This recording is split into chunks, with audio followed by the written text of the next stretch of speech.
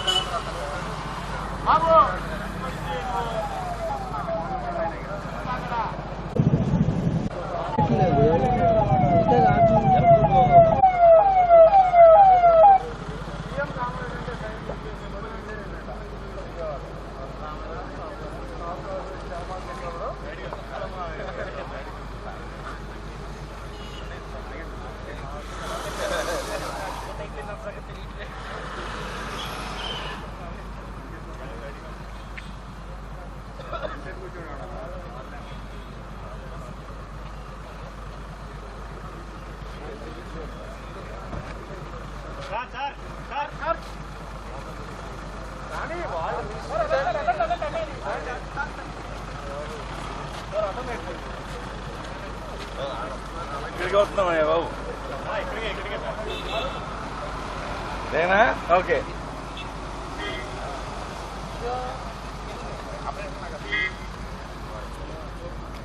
Security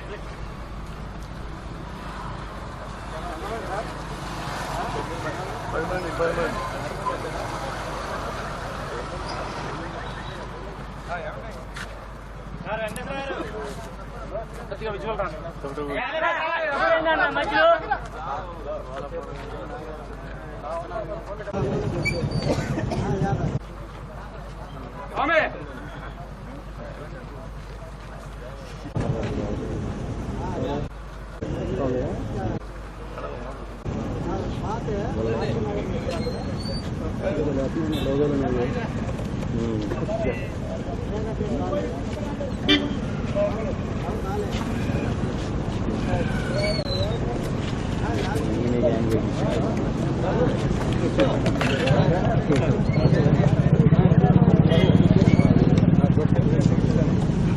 గట్టిగా మాట్లాడండి.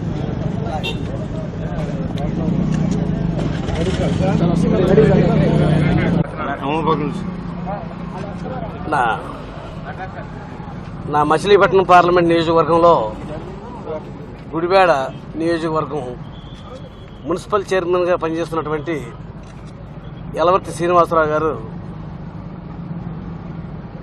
రాష్ట్రం కోసం చంద్రబాబు నాయుడు గారు శ్రమిస్తూ దీన్ని అభివృద్ధి చేసే క్రమంలో వాళ్ళంతా కూడా ఆకర్షితులై రాష్ట్ర విభజన జరిగి రాష్ట్రం కష్టాల్లో ఉంది. ఈ సమయంలో చంద్రబాబు నాయుడు గారి కృషి ప్రశంసనీయం. ఇటువంటి సమయంలో ఆయనకి చేదోడు ఓదోడుగా ఉండాలి తప్ప ఆయనకి ఎదురుగా ఉండకూడదు. ఆ రోజున తప్పని పరిస్థితుల్లో మాతృ సంస్థ అయినటువంటి తెలుగుదేశం పార్టీని వీడి అతనితో వెళ్ళటం జరిగింది. వెళ్ళిన తర్వాత అతని ప్రవర్తన, ఒక నాయకుడిగా అతను మాట్లాడే తీరు అతి జుగుప్సాకరమైన పరిస్థితుల్లో అతనితో ఇమడలేక రాష్ట్రాభివృద్ధి కోసం, మరి నియోజకవర్గ అభివృద్ధి కోసం మేమంతా కూడా తెలుగుదేశం పార్టీలో చేరి చంద్రబాబు నాయుడు గారి నాయకత్వంలో పనిచేయాలని చెప్పి వారంతా కూడా నిర్ణయం తీసుకుని వారితో పాటుగా 9 మంది కౌన్సిలర్స్, అందరూ కూడా సీనియర్ కౌన్సిలర్స్ ఉన్నారు.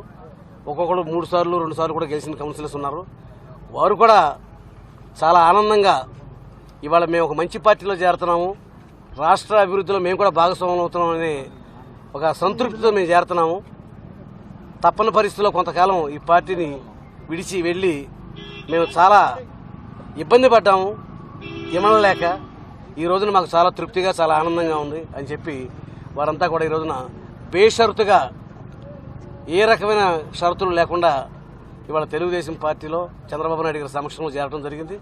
ఆ కార్యక్రమంలో మంత్రివర్యులు ఉమామహేశ్వరరావు గారు, మరి కొల్లూరు రవీంద్ర గారు, గుడివాడ ఇన్ఛార్జి రావి వెంకటేశ్వరరావు గారు, అలాగే ఫ్లోర్ లీడర్ లింగం ప్రసాద్ గారు, అలాగే దాసరి మన ప్రసాద్ గారు, లంకదాసరి ప్రసాద్ గారు, మరి గుత్తా శివరామకృష్ణ గారు, మరి అందరూ కూడా వారి కౌన్సిలర్స్ అంతా కూడా చాలా హృదయపూర్వకంగా వారి పార్టీలో చేరేందుకు వారిని మనస్ఫూర్తిగా అభినందిస్తా ఉన్నాను. రవి మాటలు చెప్పు.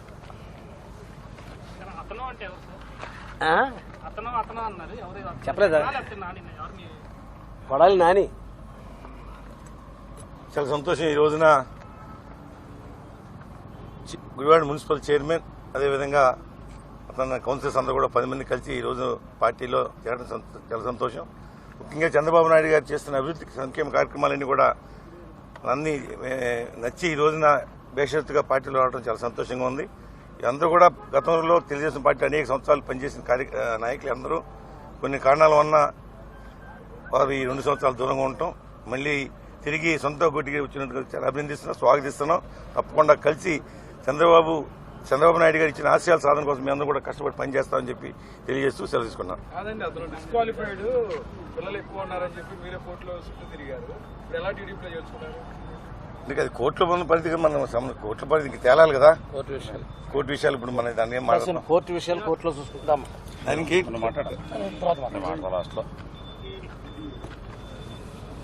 ఈరోజు తిరిగి నాకు అనేక రాజకీయ అవకాశాలు కల్పించినటువంటి నా మాతృ సంస్థ అయినటువంటి తెలుగుదేశం పార్టీలో చేరడం చాలా సంతోషంగా ఉంది. నాకు ఈ తెలుగుదేశం పార్టీలోనే అనేకమైనటువంటి గతంలో అవకాశాలు వచ్చినాయి. అట్లాగే మరి ఈరోజు ముఖ్యమంత్రి చంద్రబాబు నాయుడు గారు ఈరోజు ప్రపంచం అంతా కూడా ఆంధ్రప్రదేశ్ వైపు చూస్తుంది.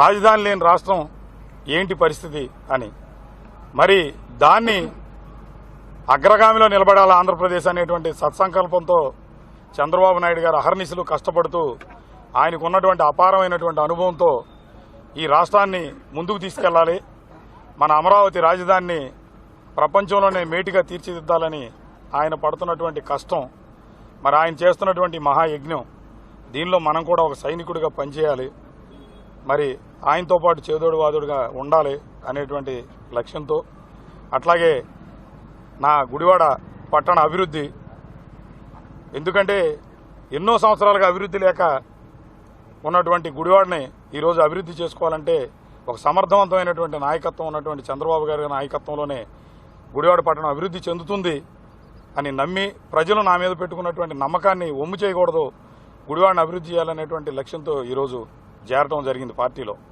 అట్లాగే మరి నేను గతంలో కొడాలి నాని గారు తెలుగుదేశం పార్టీ ఆయన ఎమ్మెల్యే అవ్వకముందు నుంచి నేను తెలుగుదేశం పార్టీలో ఉన్నా. నేను అంతకుముందే రావి వెంకటేశ్వరరావు ఎమ్మెల్యేగా ఉన్నప్పుడు నేను వైస్ చైర్మన్గా పనిచేశా.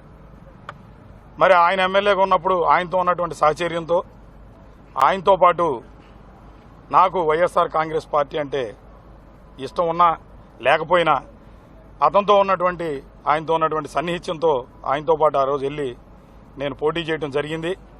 తర్వాత జరిగినటువంటి పరిణామాల్లో మనం రాజకీయాల్లో ఉన్నప్పుడు కొన్ని నైతిక విలువలు పాటించాలి, కొన్ని పద్ధతులతో పనిచేయాలి, అంతేగాని అసభ్యకరమైనటువంటి భాష వాడుతూ మరి మనం మాట్లాడిందే కరెక్టు, ఇదే చలామణి అవుతుంది అనేటటువంటి ఆలోచన విధానం నచ్చని పరిస్థితి. ఈరోజు మరి ఆయనతో ఉన్నటువంటి సాన్నిహిత్యంతో ఆ పార్టీలోకి వెళ్ళినా మరి ఆ వ్యవహార శైలిలో ఇమడలేనటువంటి పరిస్థితి. మరి ఇటువంటి పరిస్థితిలో ఈ రాష్ట్రానికి వైఎస్ఆర్ కాంగ్రెస్ పార్టీ ఏమీ చేయలేదు, వాళ్ళ సొంత ప్రయోజనాలు తప్ప అనేది ప్రజలందరూ కూడా తెలుసుకున్నారు, మేము కూడా కొంత లేటుగా తెలుసుకున్నాం. కాబట్టి ఇటువంటి నాయకత్వంలో చంద్రబాబు గారి నాయకత్వంలోని ఈ రాష్ట్రం అభివృద్ధి చెందుద్ది, మా గుడివాడ పట్టణం అభివృద్ధి చెందుద్ది అనేటువంటి ఆలోచనతో మరి అటువంటి ఒంటెద్దు పోకడతో అటువంటి భాషతో ఇమడలేక ఈ రోజున తెలుగుదేశం పార్టీలో చేరడం జరిగింది. మరి నా మాతృ సంస్థలో వచ్చినందుకు చాలా సంతోషపడుతూ నాకు అందరూ కూడా ఎవ్వరూ కూడా, ఎందుకంటే 5 సార్లు కంటిన్యూగా 10 సంవత్సరాలు తెలుగుదేశం పార్టీ పట్టణ అధ్యక్షుడిగా నేను పనిచేశాను. నాకు అందరూ చిరపరిచితులే. మరి అందరితోనూ కలిసిమెలిసి మరి రావి వెంకటేశ్వరరావుతో కలిసి, అట్లాగే నాతోటి ఇతర మెంబర్స్తో, అట్లాగే మరి లింగం ప్రసాద్ గారు నేను పోటీ చేశాం. అయినా సరే మేమందరం పాత స్నేహితులు.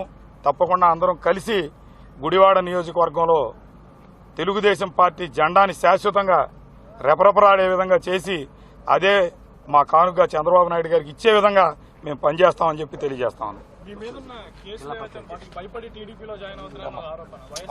ఆరోపణలు ఏ ఉంటా ఉంటాయి, చాలా ఉంటాయి. ఇప్పుడు రాష్ట్రం మొత్తం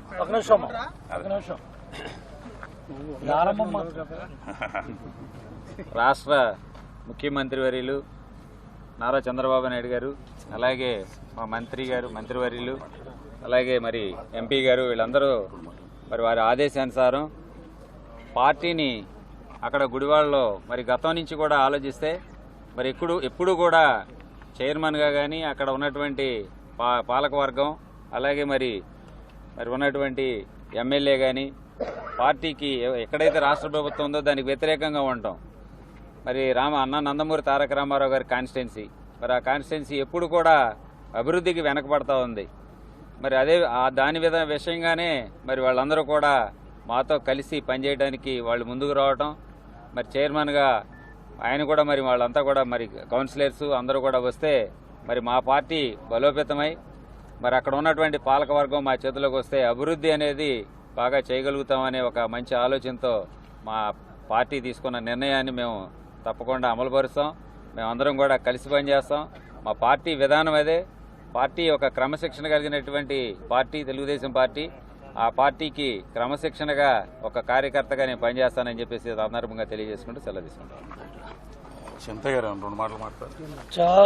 చాలా సంతోషం. ఈరోజు ఫ్లోర్ లీడర్గా లింగం ప్రసాద్ గారు, చైర్మన్గా మున్సిపల్ చైర్మన్గా ఎలవత్ శ్రీనివాసరావు గారు, ఇంకా మిగతా 9 మంది కౌన్సిలర్స్, మహిళా సభ్యులతో సహా చాలా సంతోషం. ఈరోజు గుడివాడ నియోజకవర్గంలో తెలుగుదేశం పార్టీని బలోపేతం చేసే విధంగా ఎవరైతే 20 ఏళ్ళు 30 ఏళ్ళు మాతో కలిసి పనిచేశారో వీళ్ళందరూ కూడా మాతృ సంస్థకి ఈరోజు చంద్రబాబు నాయుడు గారు చేస్తా ఉన్న అభివృద్ధి సంక్షేమ కార్యక్రమాలు చూసి గుడివాడ నియోజకవర్గంలో కూడా పార్లమెంటు సభ్యులు ఏదైతే కొనకాల నారాయణ గారు కానీ, అలాగే ఇన్ఛార్జ్ రావి వెంకటేశ్వరరావు గారి నాయకత్వంలో కలిసి పనిచేయాలని వాళ్ళ గుడివాడ మున్సిపల్ చైర్మన్ ఎలవత్ శ్రీనివాసరావు 9 మంది కౌన్సిల్ సభ్యులతో కలిపి 10 మంది సభ్యులు చేరటం మనస్ఫూర్తిగా అందరం కూడా పార్టీలో ఆహ్వానిస్తున్నాం.